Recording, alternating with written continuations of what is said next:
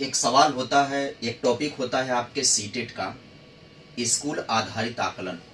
School आधारित आकलन जो कि कहीं पर इसका कंटेंट मिल नहीं पाता है और बच्चे तमाम तरीके से परेशान रहते हैं कि सर स्कूल आधारित आकलन क्या होता है। तो एक छोटी सी चर्चा होगी स्कूल आधारित आकलन की, जिसमें आपको सब कुछ समझ में आ जाएगा। स्कूल आधारित आकलन का मतलब सिंपल सी बात ऐसे समझो ना कि जो अधिगम हेतु आकलन होता है, यानी जो सीखने के लिए आकलन होता है, असेसमेंट फॉर लर्निंग जो होता है, उसी को स्कूल आधारित आकलन कहते हैं। यह और कोई नया नहीं होता है। स्कूल आधारित आकलन का मतलब होता है असेसमेंट फॉर लर्निंग, सीखने के लिए आकलन। और ये जो सीखने के लिए आकलन होता है, जो विद्यालयों में अध्यापकों द्वारा विद्यार्थियों का आकलन करने के लिए प्रयोग में लाया जाता है कि विद्यार्थी क्या सीख रहे हैं, उनके सीखने में कठिनाई कहाँ पर आ रही है, इन तमाम बातों को जानने के लिए स्कूल आधारित आकलन किया जाता है। थोड़ी सी बात ये समझ जाओ कि स्कूल आधारित आकलन का जो महत्वपूर्ण विशेषता होती है, वो विशेषता में क्या होती है कि इससे जो है शिक्षण अधिगम और आकलन को एकीकृत करने के लिए किया जाता है। कि शिक्षण अधिगम और आकलन ये दोनों अलग प्रक्रिया नहीं है, बल्कि शिक्षण अधिगम के साथ साथ, मतलब पढ़ने पढ़ाने के साथ साथ आकलन जो चलता है, वो आकलन की प्रक्रिया होती है कि ये कक्ष के दौरान चलने वाली प्रक्रिया है। शिक्षण अधिगम और आकलन एकीकृत कर देते हैं, तो मतलब हो गया कि पढ़ाने के दौरान, यानी कक्षा शिक्षण के दौरान ये चलता है। इसमें किसी भी तरीके से अध्यापक के ऊपर लेखन का, रिकॉर्डिंग का, रिपोर्टिंग का कोई भार नहीं होता है, क्योंकि ये पेपर पेंसिल टेस्ट नहीं होता है।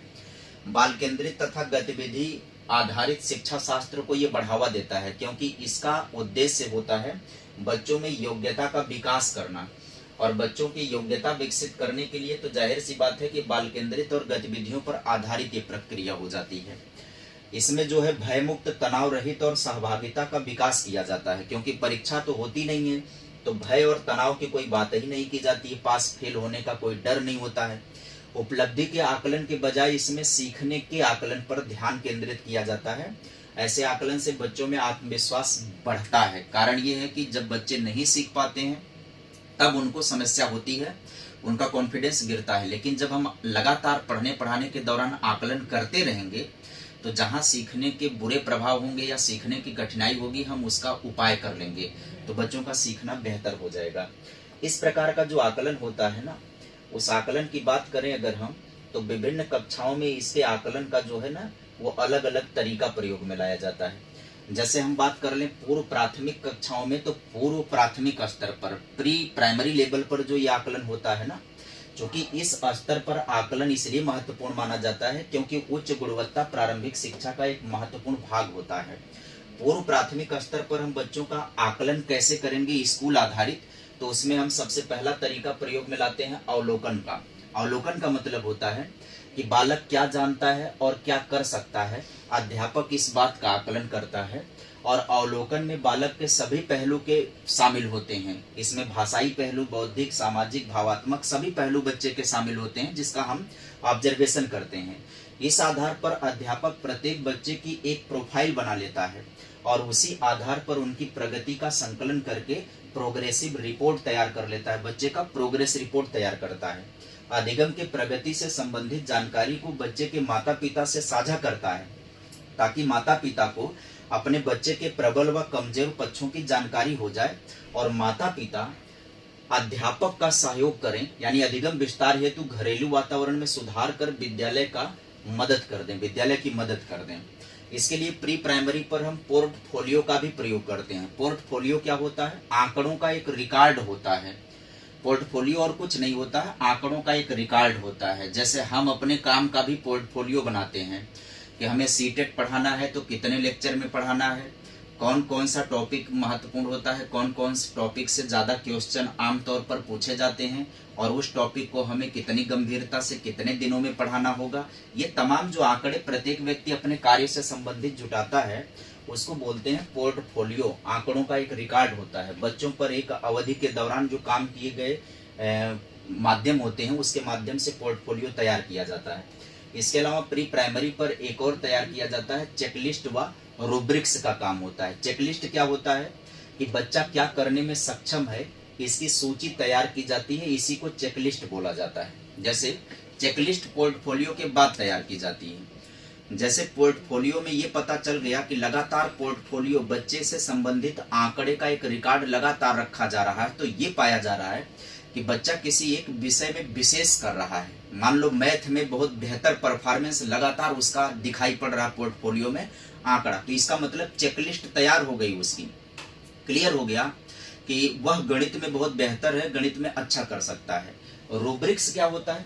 रूब्रिक्स एक तरीके का पैमाना होता है। रूब्रिक्स का मतलब है कि अध्यापक ना बच्चों के कार्य दक्षता और उसकी डिग्री को मापने के लिए एक पैमाना तैयार करता है, उसी पैमाने को रूब्रिक्स कहते हैं। हम एकदम व्यवहारिक समझा देते हैं ये पैमाना क्या होता है। जैसे मान लो बच्चों के राइटिंग स्किल का मूल्यांकन करना है, तो राइटिंग स्किल का मूल्यांकन करने में आप 4-5 पॉइंट, 6 पॉइंट, 8 पॉइंट आप तैयार करते हो कि उसने स्पेलिंग मिस्टेक की है कि नहीं। स्पेलिंग मिस्टेक को लेकर के नहीं, कोई मिस्टेक नहीं है, वेरी गुड हो गया।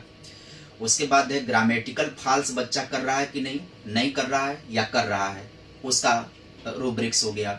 उसके बाद हो गया कि क्या वो अपने विचार लॉजिकली व्यक्त कर पा रहा है कि नहीं, वो एक अलग कामा हो गया। प्रत्येक लोग यही करते हैं, जैसे कोई कंपनी भी यही करती है कर्मचारियों के नियुक्ति प्रक्रिया को लेकर के।